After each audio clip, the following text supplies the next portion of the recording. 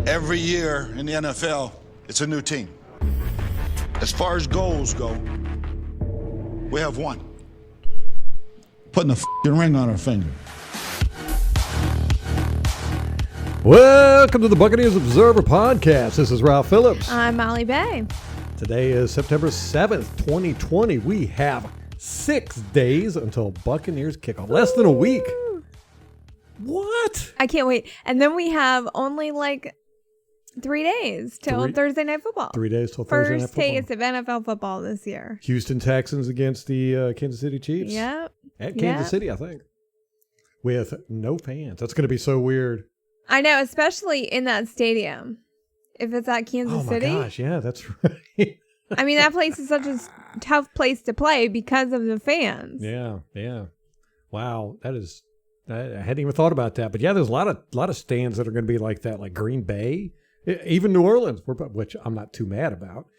You know, we're going to be at New Orleans with no fans. I was listening to an unrelated podcast. It was not a sports podcast, but they were talking about the NBA, and they had surveyed people about why their ratings had declined, and a good portion said because it's boring with no fans in the stands. Yeah, it's going to be strange. And me and Molly were talking about this, how you have a lot of guys who get on football teams, and they're great in practice. They're awesome in practice. And then when they get out there on the field under the bright lights and the crowds, they just crumble. I mean, that's a huge part of football, being able to play. Yeah, you always get these training camp warriors who are great in training camp, but then never show up on the field during the season. Tanner Hudson is kind of what happened last year. And so those guys are going to benefit greatly this year, not having to worry about the bright lights and the crowd. So we're going to have a lot of guys who perform this year very well, and then next year when all this stuff gets back to normal or later in the year, they're just going to kind of fall apart. Or how about the guys who are already in the league, who are used to the bright lights, who love the bright lights, who thrive under the bright lights, and then they're not going to have that this year. Yeah, it's going to be interesting. It's going to be a very, very strange year. Like I said, on our fantasy football, we're not even doing the money league this year. We're all just pitching in a few bucks for the championship ring at the end of the year. I went straight Buccaneers from top to bottom. The only player I picked that wasn't Buccaneer, I ended up being the first pick. I had to go with Christian McCaffrey. Yeah. He was available. Had no choice. I had no choice. I hated doing it, but... I was second, and if Ralph hadn't picked Christian, I would have, so... Yeah. So, anyhow, got a great show for you today. We've got a lot of information. We have been doing 10-minute daily videos on YouTube. So if you get a chance, go check them out. This is the first time we've announced it on the podcast. Yeah. We've been covering the news. So it's the daily news from that day. 10-minute clips or, even less. We try to keep it right at 10 minutes or under. We know these podcasts sometimes. The podcasts are more for the audio people. On YouTube, it's hard to sit down and watch an hour-long video. But yeah, I never do. A lot of people like looking at our pretty faces. So, hey, we did get a lot of requests for that. So we decided to start doing it. All right, we got the Saints trying to get Jadeveon Clowney. Lucky for us, that didn't go through. Mike Evans' contract restructure. We have the 53-man roster, have all the cuts and all that good stuff. Announcers for week 1 against the Saints. Who's that going to be? And we've got some information concerning some more Saints news. I didn't tell you about that. I'll tell you about it in a second. Okay. Yeah. I don't know it yet. We also have some protocols for jersey exchanges with the players.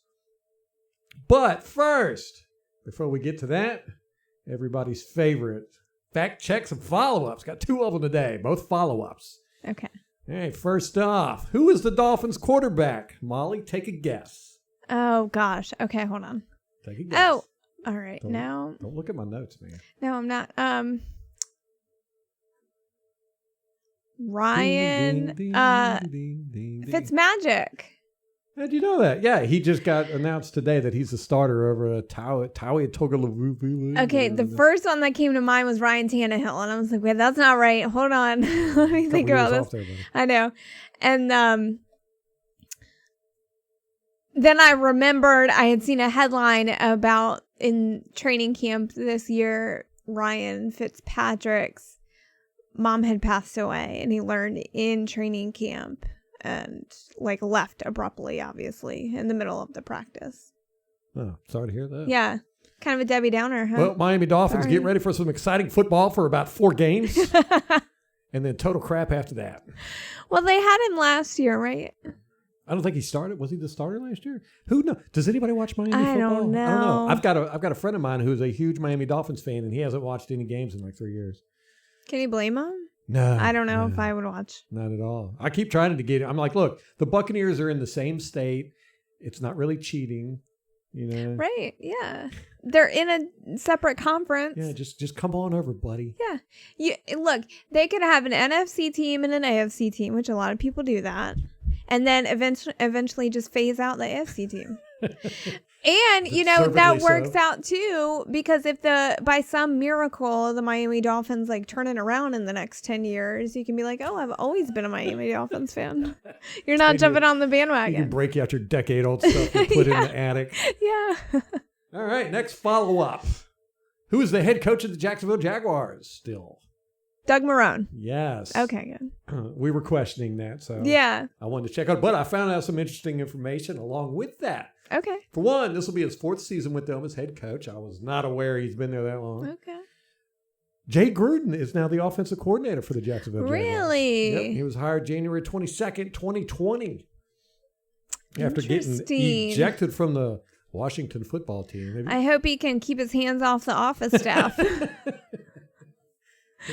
Like a little handsy with Mike Conklin, Coughlin, whatever it is.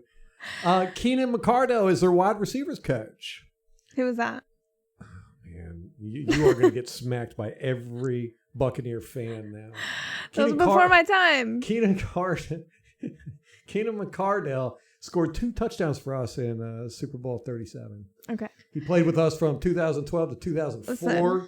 Listen, I was in middle school then, so y'all can't hold it against me. You don't hear that? I robbed the cradle. He's played with 7 different teams in his career. He did. Okay. Yeah, so he's been around the league. And he is now the wide receivers coach for the Jacksonville Jaguars. Now, guess who their offensive line coach is? You should know this one. Okay. You got this one. Oh, I think you had this up the other day. Hold on. You got this one. Oh, gosh. I'm trying to think of his name. The one that we had for years? Yep. What was his name? George Warhol. Damn it. I was... Yeah, it was your boy. You loved him. No, I didn't. You did. No, you're lying. You did. Full of Yeah, it. he's their offensive line coach. He was the Buccaneers offensive line coach from 2014, 2018. Got ejected with the Cutter regime. Mm-hmm. All right. He was a holdover from Levy. Yeah, that's right. He was a holdover. Mm-hmm. But I mean, Everybody it makes sense. was. Yeah, because Dirk Cutter was his. Yeah. All right. What do you got? What do you got going on for news and information? Okay. All right. Let's talk about the Saints. Okay. Week 1 we got coming up. So this is not a preview podcast. Yeah, we will have that on Friday as usual. Yes. Get back to our regular routine. Yep, our regular season schedule. And just a little note on that for people who have not been with us for a season. We usually do a podcast directly after the game, usually when we've had a lot to drink. So I can't promise it will be pretty, but we'll be here. And then Wednesdays, Ralph goes over the game film from the preceding week. And then Fridays is our game preview by yours truly for the upcoming game. Yes, and then we do our predictions and everything. So, unless we get a whole bunch wrong in a row, and then we stop doing that quietly. All right, so the Saints. What do you got for Saints news? Okay, so the big news last week was Jadeveon Clowney was up for grabs, and a couple of teams were in the running to sign him, and the Saints apparently were trying to get him, but fortunately for us, they have no money. So they're broke. So what they tried to do to get him to come there was they were going to have an unspecified team in the league sign him, pay his signing bonus, and then trade for a draft pick from the Saints. It's sneaky, huh? Sneaky. Sneaky. Except for that, they asked permission from the league, and the league at first said okay, and then said no after that. So why would the league say no to that? I don't know. Just because it's sneaky. It's just They don't appreciate that. They don't. So of course, Clowney ended up going to the Titans. Thank you, and that was it. Huh. Well, good for us because Jadeveon Clowney is a good player when he's on the field. That's the issue. He's always hurt. And you know what surprised me watching game film with him last year is that he's a dang good run stuffer. He's really good at it from the defensive end position. Well, that wouldn't have had no impact on us because we don't need a run game. It's overrated. I got some Saints news. Okay. Taysom Hill is a second string. He is second on the depth chart. That places Jameis Winston third. I would hope so. They just paid him like $21 million, didn't they? Nobody really spit it out. You can do it. Really expected him. And I haven't even been drinking today. Nobody really expected him to be second string. They thought Jameis Winston was going to be second string. I mean, they were basically paying him because he just does so much on the team. You know, he does punt returns and kickoff returns and a lot of wide receiver stuff and option plays. You know, he's just a grab bag full of goodies. He's like a Swiss Army knife. Yeah, Swiss Army knife. So he is now the second string quarterback. That means he beat Jameis Winston out in training camp, which, you know, that speaks well of Taysom Hill. Well, and he's got familiarity with offense, so I think that is heavily in his favor. I tell you, I don't like that Taysom Hill guy. I don't like him because he's good, and he's on the Saints. You know, everyone always says how overrated he is. I'm telling you, man, I watched him in preseason, and I didn't know it was him. And I said, damn, Drew Brees is looking good. He's a little perky. Yeah, I was like, Drew Brees has put some. I mean, he was just out there zipping them. He plays just like Drew Brees, except he's extremely mobile and tough. And I don't want that. Yeah. Send that to the AFC. I don't need that in the NFC South. If only we could send Jameis there to beat him out, and then we would never have to face him again. Yeah. Let them say, okay, Jameis is our second dude. Let's get rid of Taysom Hill or Taysom. Is it Taysom or Taysom? Taysom? Yeah. Okay. Get rid of him, and then Jameis Winston could take over when Drew Brees is gone. That would be the perfect scenario for me because then our cornerbacks would be rated the best in the NFL because they'd get 30 picks a year off of just Jameis Winston. Just Jameis. In 2 games, they'd have 30 picks. Yeah. I like it. Did we talk about our cornerbacks on the podcast last time? We're going to have to keep track of all the different, talking the news and then talking the podcast stuff. Anyhow, if you're not aware, Pro Football Focus rated our cornerbacks as the last in the league, 32nd. But this is how dumb Pro Football Focus is. They rated our defensive line, our pass rushers, 22nd in the league.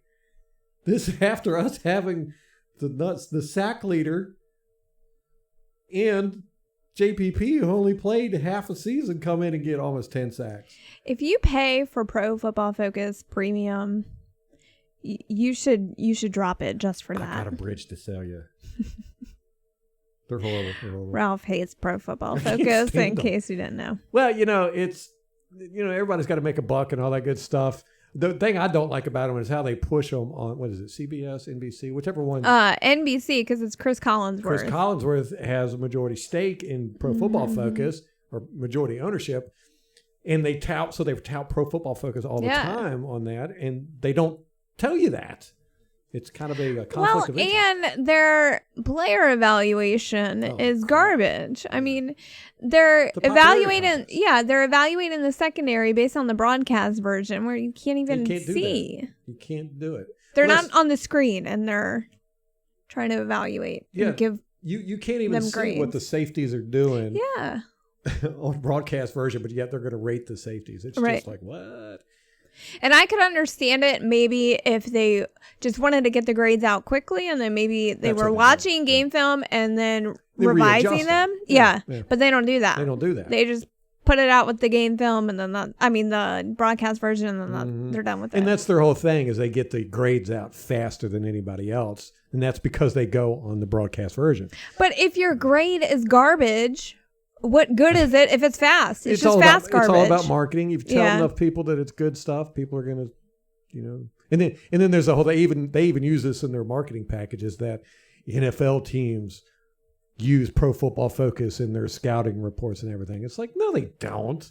There might be like 3 guys, that are offensive assistant coordinators or something that have Pro Football Focus subscriptions for certain things, but I can tell you this, there ain't nobody running a football team based off Pro Football Focus. Right. Stats. They have their own metrics and all kinds of stuff. Oh, you know what? I have a couple things that I did not tell you before the show that I just realized. We're getting a divorce.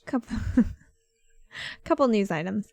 The Bucs signed Raymond Calais to their practice squad, and then the Rams came and scooped him up. I know. Isn't that crazy? And they put him on the starting roster, right? Yeah. Well, you have to if you scoop somebody up, if a team signs a player from someone else's practice squad, they have to put them on the active roster. I didn't know if it was different this year because there was a fly flying around here. Oh my gosh! I didn't know if it was different. This is different. what happens if you have kids coming in and out of the house all day. Flies all the time. Fly all the time.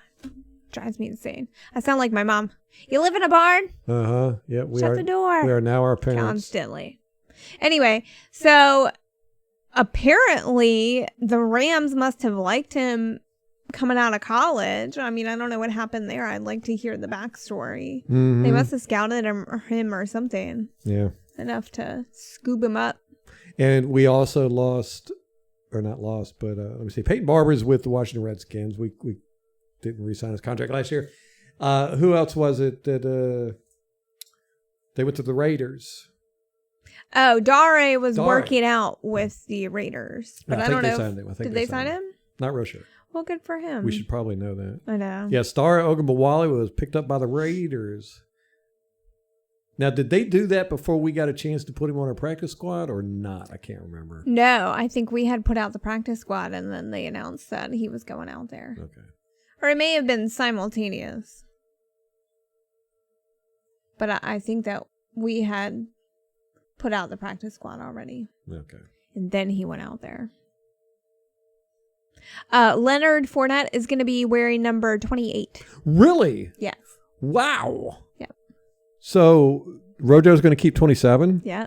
Why is Fournette going with 28? Did he say? I don't know. Huh. Well, it's just that is it.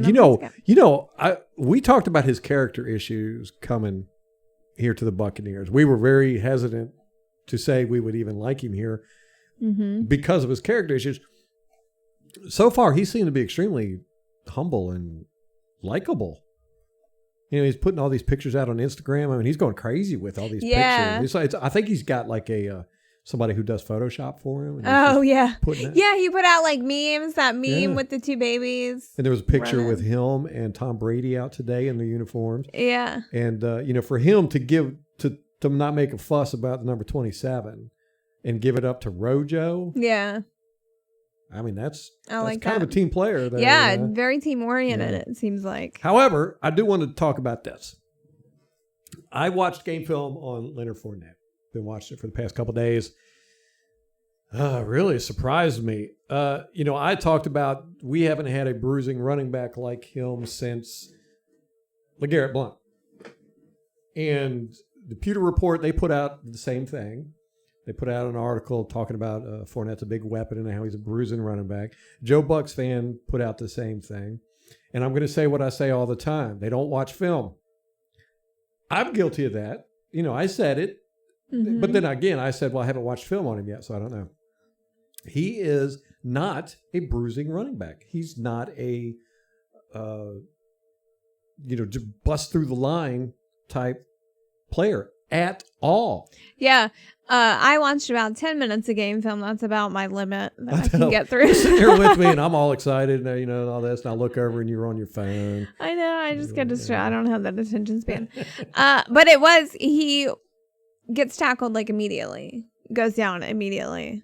Like as soon as he's touched, and you can bring him down just with an ankle. Yeah, a lot of people go for his legs. Well, that's kind of how they tackle running backs now anyhow, but you'll see it a lot where if he gets tripped up his feet, he's down. He doesn't have great balance, I guess you would call that, or footwork or whatever. But here's what I'm going to say. Now, it really shocked me because I thought Fournette was a bruising style running back, and he isn't. He's shifty, and he is very technical. A lot of things you look for with running backs, especially how they find holes. People call it vision. It's not really vision so much as it is. There's just certain things you'd look for, like head placement of the defensive lineman compared to the offensive lineman. Offensive lineman's feet, people's balance. You look for, if you got an open hole here, is there an open linebacker standing back there waiting for you? There's all kinds of stuff you look for. And Leonard Fournette is very, very, very good at doing what he's supposed to do. I mean, he reads. What I do is I watch the end zone angle, and I look at the running back in slow motion, and I'll pause it like every second or two, and I go, okay, now here is where he's supposed to go. Here's where his blocker is. Here's where the assignment is. Does he go in this direction, or does it? That's one of the problems we have with Rojo and Peyton Barber last year was they would shoot off in the, they wouldn't necessarily follow their blockers. They go their own route. You get that a lot with running backs. Sometimes it works, sometimes it doesn't. But you see where he's supposed to go, and then you watch and you kind of frame by frame it, and then you start watching the defensive linemen, their head positions, what side of the head of the offensive linemen their heads are on, and all that good stuff. And that's a real tell for running backs. That's what they're supposed to look at to see where they're supposed to go. And so I'll sit there and I'll do this as I'm going, and I'll go real slow, and I'll watch, and I'll try to go, okay, now here is where he should go this way. And of course I'm doing it at, 1/100th the speed of, what the actual game is. So it's easier for me to do it. And every single time Fournette did exactly what he was supposed to do. Every single time. There wasn't once where I went, oh man, I don't know why he went that way. Every single time. And I watched him 2017, which was the first year he played, and he was not quite as gifted in that. He was more of a, just kind of pounded up, through the line. I mean, he was still following his blockers and all that good stuff, but just not as well. But I would say he's a master at it. I mean, he was very good. I like to get a hyperbolic, when I talk about stuff like this, but I haven't seen a running back that is that technical in a long, long time. Interesting. And you never know, that might be what our run game is missing. Might be, because it happened a lot last year where our guys just would not follow the blockers, or they would cut into a hole that they would, and they never seemed to look at, defensive lineman position. So it was weird. But here's the notes I took. Okay. He is definitely a 3-down back. Leonard Fournette, yes, he played every down except for kicking, or when they had 5 or 6 receivers over there. Now, was that just the nature of the offense? Yeah, it could be. Or was it but him? He's a workhorse. Okay. He fumbled on a reception in week 1 against Kansas City. It was his fault. He avoids contact. That was what's surprising about me, because Peyton Barber and Rojo is one of the knocks we've been saying on it for 2 years now, is that they hunt people down. Yeah. They don't try to avoid people. They try to run people over. Especially Peyton. Yes. And Fournette actually avoids contact. Try to outmaneuver them. Yes, he tries to outmaneuver people instead of running them over, which is exact opposite of how I thought he played. That's funny. He's not a power runner. A lot of checked out routes. I would say easily 60% of the time he was going out for check down routes. Yeah, I think maybe more someone in the YouTube comments, I want to say it was our friend Rarely Even on YouTube, said he had 76 receptions. I want to say 74, but yes. Yeah, somewhere in there. Yeah, and he's got great hands. I mean, he can catch the ball in all kinds of different positions. I mean, as you know, Gardner Minshew is not the best throwing quarterback, and so he was catching them low and behind him and all that good stuff. He's got pretty good hands. He did have an interception in week 2. No, I'm sorry, I just said that. Yeah, he had a fumble in week 1 and an interception. He caused it. It was thrown to him, and he bobbled or whatever. It. Yeah, it was an interception in week 1, both against Kansas City. Now, I had heard that he was not very good at pass protection. I did not see that. I saw one instance where he screwed up in pass protection. I didn't watch all the games throughout the season.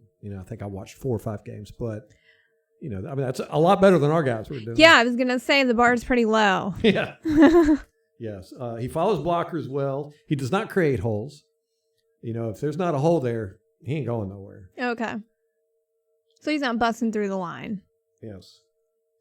He's relatively easy to tackle, as Molly said here, especially his ankles and legs. He does not break tackles. Mm. And, so anyhow, that's Leonard Fournette. And I haven't got to the Shady McCoy game tape. I'm excited to look at him from last year, because really all that matters. If you go back 5-10 years, they're different players, especially running back. So, because you never know, like, the coaching that they've been through and the team around them. And that's one of the things I had to keep in mind watching Leonard Fournette last year was, he wasn't real happy being with Jacksonville, and he played that away. He didn't give up, but he wasn't playing with a lot of oomph. Yeah. Now, when I watched him in 2017, he was playing with oomph, So I'm pretty sure when he comes here, he's going to play with some oomph. And he'll probably be battling Rojo for that first spot. Well, and not to jump too far ahead, but he's 3rd on the depth chart. Mm-hmm. I noticed that. So we'll see how the season goes. Yeah. I had a real hard time with him because he was totally not what I expected. And I would suggest all the beat writers go and watch some game film because he's not what you expect he is. But it really kind of shocked me, and I had to readjust all my thinking about him. And now I'm kind of a little excited about it. Before I was like, he was going to get a bruiser, I'd say a 3rd down or a closer. That's what I said he was going to be. I don't think he is now. He's definitely a finesse runner and very technical. And this is why I like the signing too. I'm not sold on Rojo. Yeah. I'm just not. 2 years with the team and, he just, I don't think he's terrible, but I'm just not, I'm not sold on him. Yeah, super excited about it. Yeah, prove it. I've got him on my fantasy team, though. I've got him, LaShawn McCoy, and Fournette. I think I had him last year very briefly, and that's probably why. Very briefly. Yeah. Well, I can't wait to play my fantasy football team. It's all Buccaneers, except Christian McCaffrey. I even got Ryan Suck up in our defense. It's a weird year for fantasy football. I'm not really trying to win. That's not true. I'm always trying to win. But actually, no, I wasn't. I was trying not to win last year. This year, I don't really care. It's a fun year. All right, let's get back to some news. Okay. Or some stuff. We gonna go over the roster? No, let's finish the news. Mike Evans restructured his contract. We talked about this the other day in our news video. So he was set to make $16.75 million in base salary in 2020. This is all per the Pewter report. And his cap hit was $17.95 million because of the restructure he did in 2019. So, kind of pushed off some of that money a year, which the Bucs don't typically do, but it's Mike Evans. We're keeping him, So this year he restructured. The cap hit was reduced to $8.3 million. So that is $7 million for this year and then $1.2 million from last year's restructure. And they reduced his base salary to $4 million, converting 12.75 into a guaranteed roster bonus. So a little bit of finagling here, but I like to see it from Mike. He's definitely a team player. It was cool that he gave us some wiggle room here with the salary cap.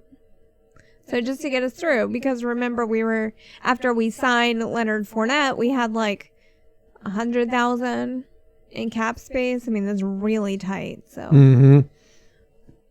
Not that you need a whole lot for the practice squad guys, but it's nice to not be that tight against the cap. Yes. We did sign quarterback Josh Rosen to the practice squad. Okay. Rosen talked to what? Rosen talked to teams that had openings on their active rosters. He's got guaranteed money already, but he decided to come to Tampa Bay. That's, again, everybody wants to come play here. I know. So They're willing to take pay cuts. I want to talk about this. We had a good question. This is a good segue. I'm glad you brought it up.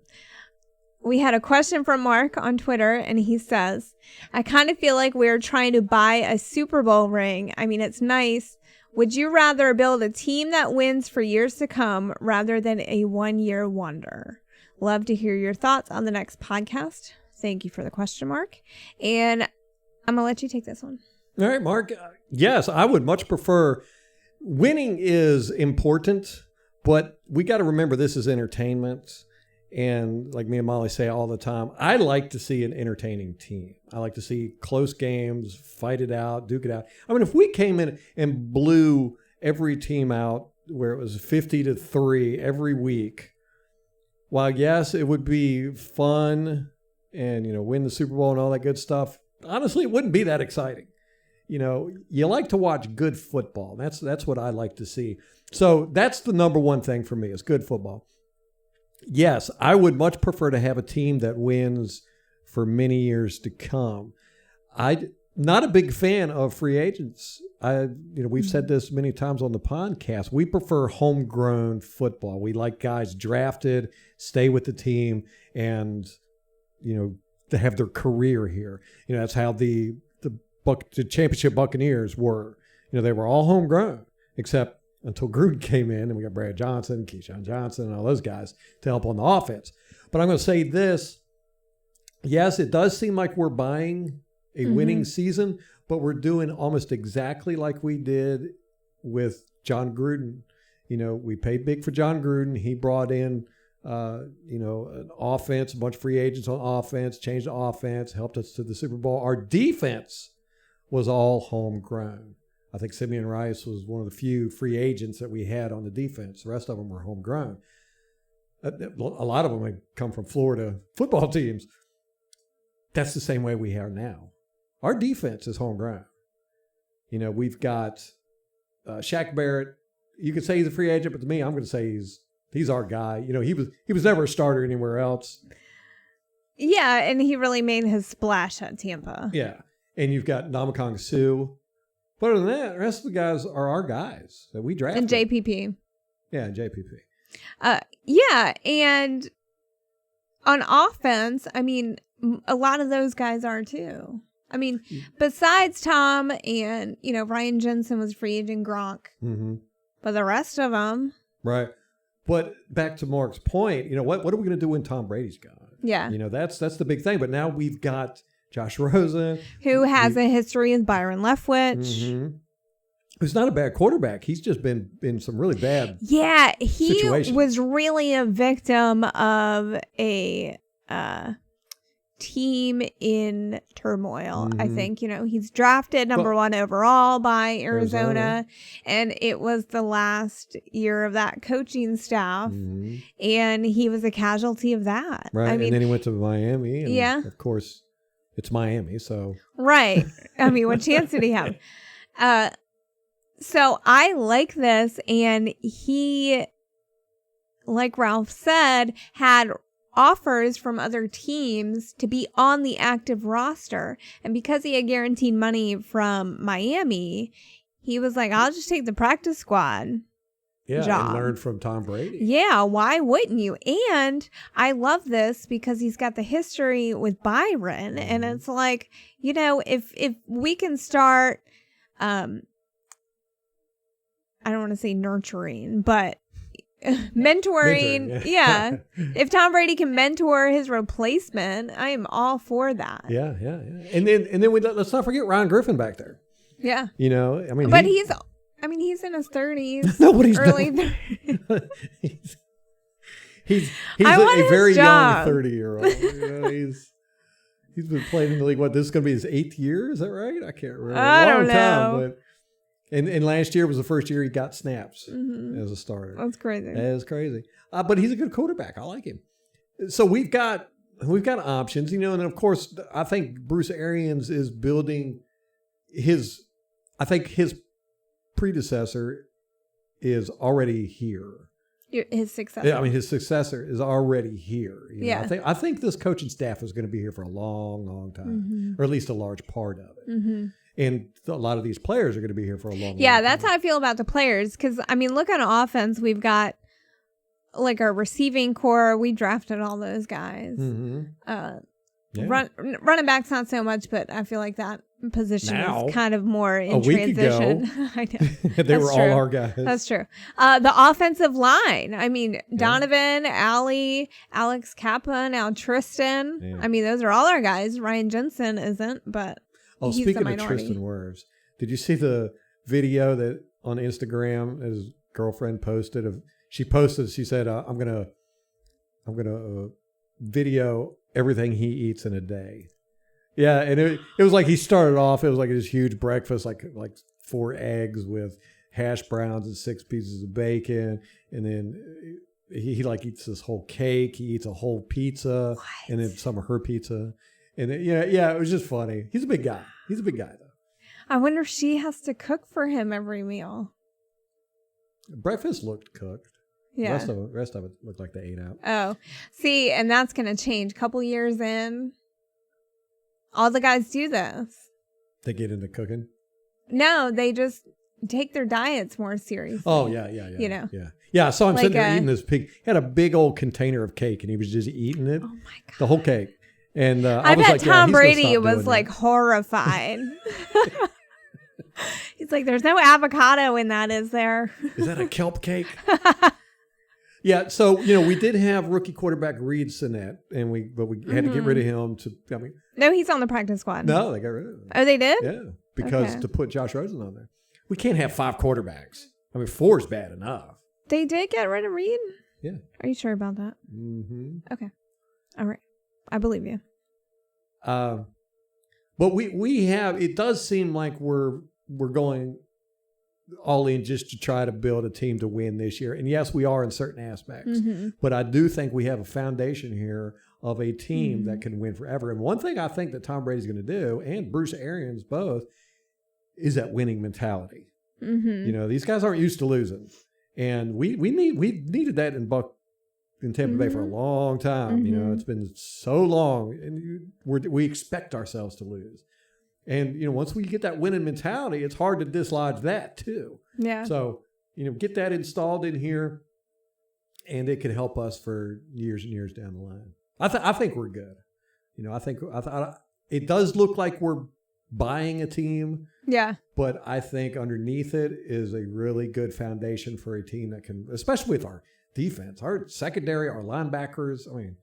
These guys are young and hungry. Yeah. Younger. And especially when, not everybody on the team is the same age. And so it's going to kind of be like how the Saints do it. Like they kind of have to replace pieces every year, but it's never like you have to replace the whole offensive line or, the whole linebacker core. So I think that works to our advantage. Yes.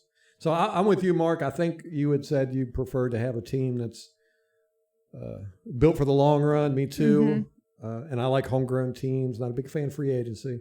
But, when you got Tom Brady sitting there and Rob Gronkowski, you got to take them. Yeah. It's just that simple.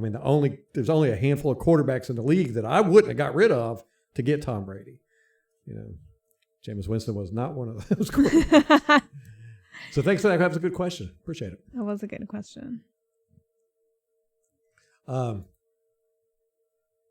Yeah, it was Aaron on Twitter, Chef Aaron 26, Okay. who had the video that I saw of Tristan Wirfs. Oh, cool. Yeah, I didn't see it. I'll have to check it out. it was cute.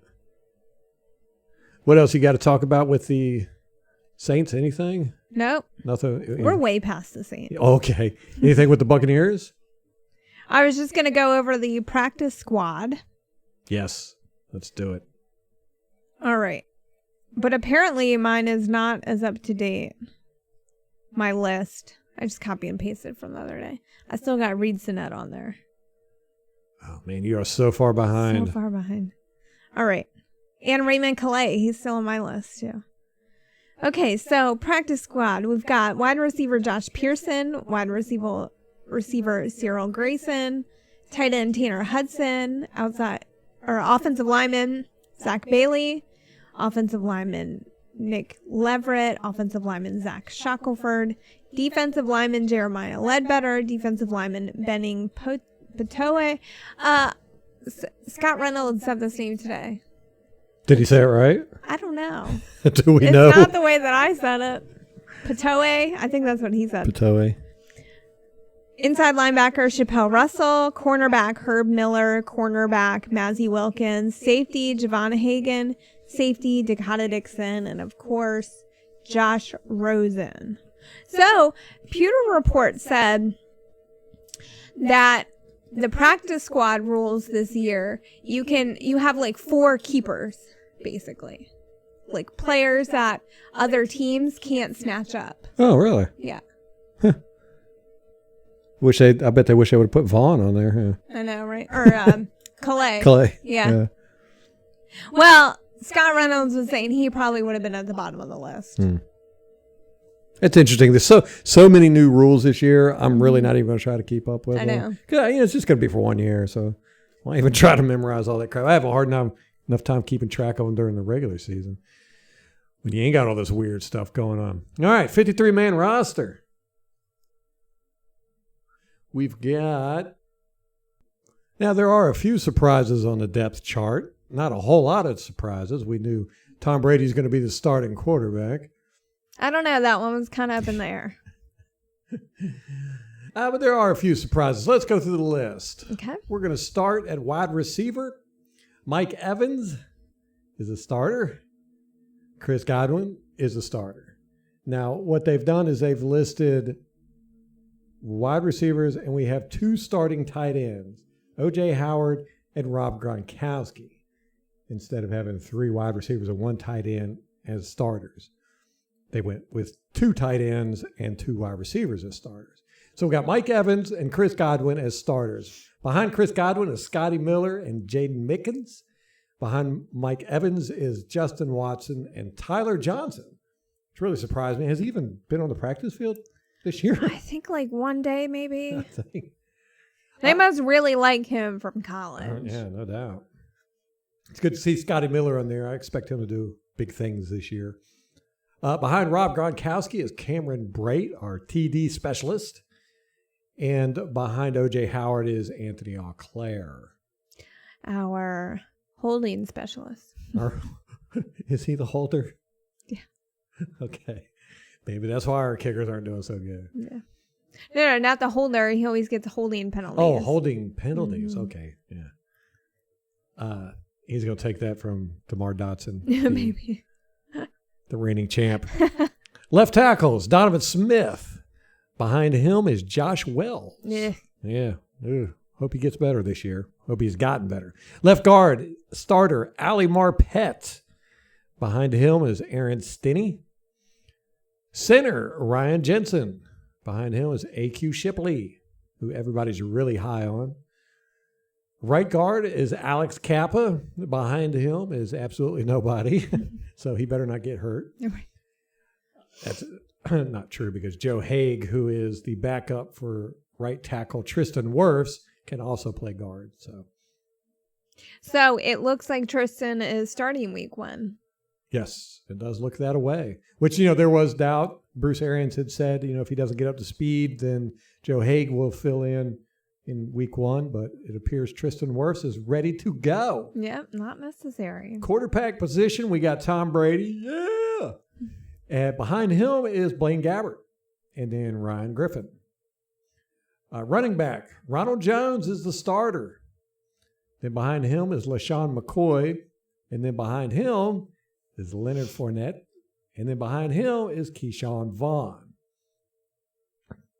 So that is interesting that we have 2 guys who weren't even on the team a couple weeks ago are now starters behind Ronald Jones. Yeah, and I like this because it's nice to have starting caliber running backs behind Rojo. Yeah. And I think Ronald Jones can learn a lot from those two guys. Mm-hmm. You know, LaShawn McCoy is very shifty. Leonard Fournette's very shifty too, but he's a very, like I said, he's very professional, very technical. And Ronald Jones could use some of that. Defense. Here's where things are a little bit surprising. Not a whole lot. Oh, I haven't really even looked at this part of it. Okay. I looked at the offense, but defensive end, they have listed Ndamukong Suh. Behind him is Khalil Davis. Nose tackle, Vita Vea. Behind him is Raheem Nunez Roches, also known as Nacho, our boy. Defensive end, William Golston. And behind him is Too Tall Jones, Patrick O'Connor. It's good to see him out there. I really like our defensive line. Offensive linebacker, Jason. Oh, wait, hold on. Will Golston was not a starter last year, right? I mean, he was a rotational guy. It was Bo Allen, though, right? That was the starter? You are correct, yes. Yes. So good for Will. Yes, yeah, and Will Golston posted some stuff today about being real excited to make it. Yeah, you know, and talked about his upbringing, how he didn't have a lot of money and slept in his cars and stuff like that. Yeah, you always like to hear those stories. Well, that they overcome that. Not the other way around. Right. After football, they end up sleeping in their car. But they're saying he's having a really good camp, and of course, he's a great run stuffer. Yes. Oh, our run game. So I love this.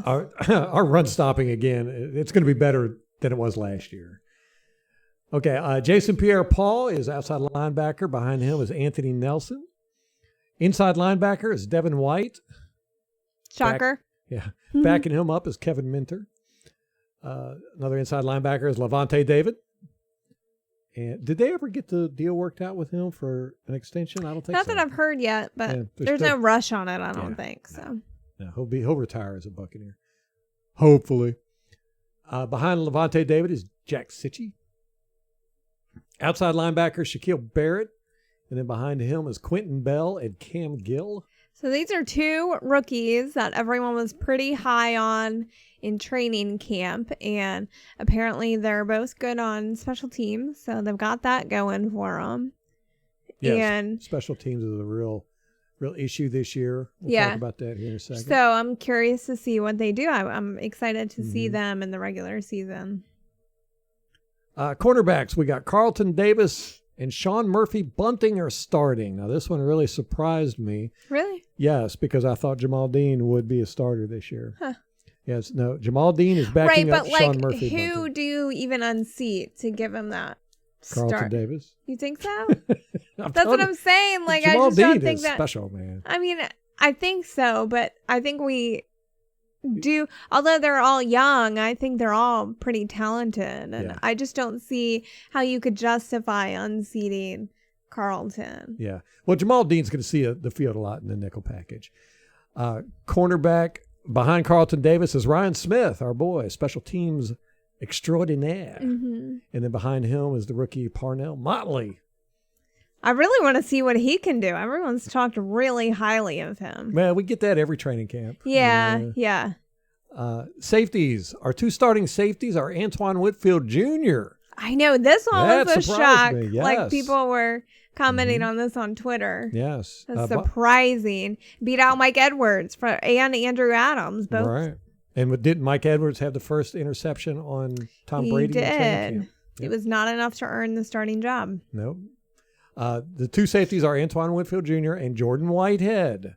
Oh, boy. Yes, our boy. I'm glad to see he made the starter. And behind him is AAA Andrew Adams. Yeah.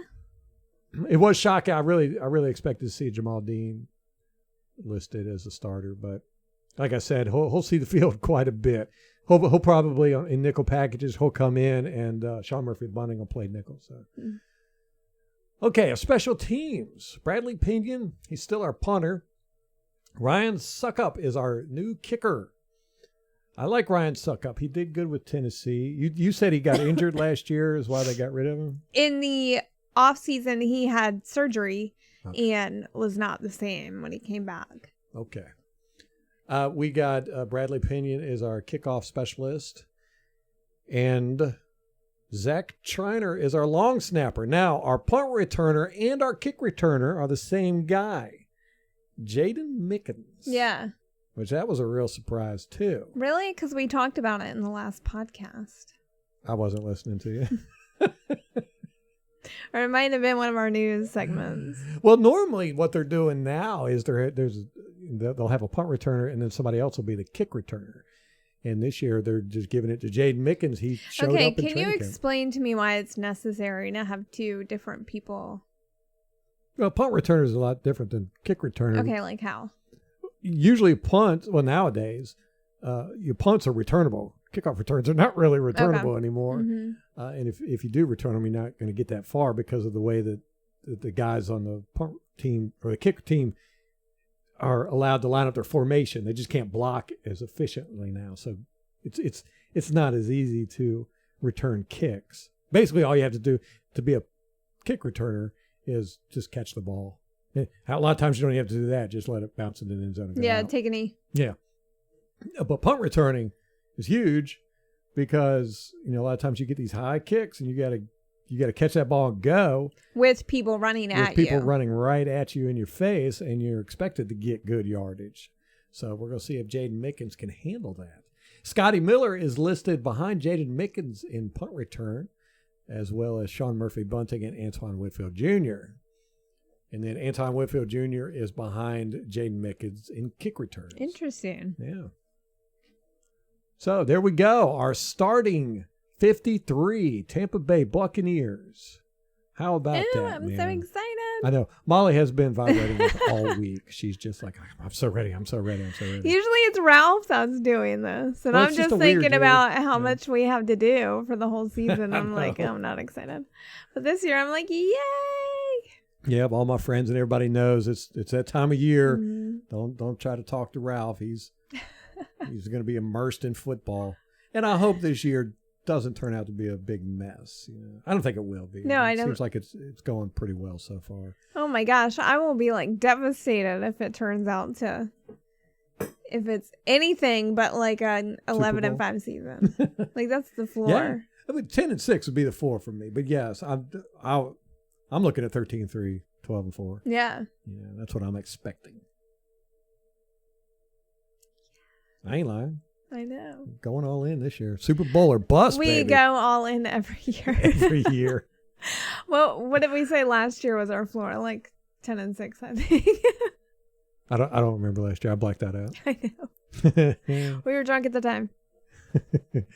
All right. So we are ready to go. The game is Sunday at 4:25. Yes, it's a 4:00 game, 4:00 which game. this is so upsetting because We're usually really drunk by 4. it's just you have to wait. You have to get through everyone else's games.